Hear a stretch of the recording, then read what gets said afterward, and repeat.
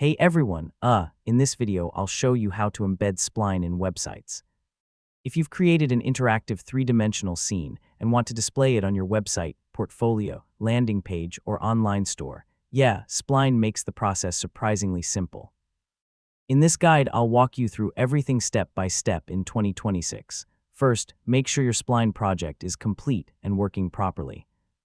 Test all animations, interactions, and visual elements before publishing.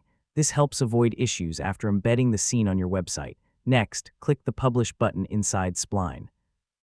Publishing generates a shareable version of your project that can be accessed outside the editor. Once the project is published, locate the Embed option and copy the provided code.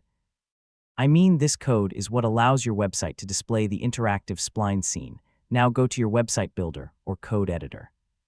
Whether you're using a custom website, a portfolio platform, or a page builder, you'll need access to the section where custom code can be added.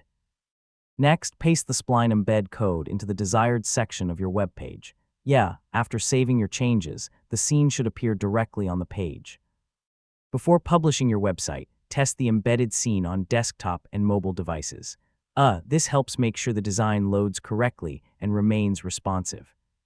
If your scene feels slow, try simplifying the project or reducing unnecessary assets. Lighter scenes usually load faster and provide a better user experience, and that's basically it. You now know how to embed Spline in websites in 2026. With just a few steps, you can add interactive three-dimensional experiences that make your website stand out. Thanks for watching, and I'll see you in the next tutorial.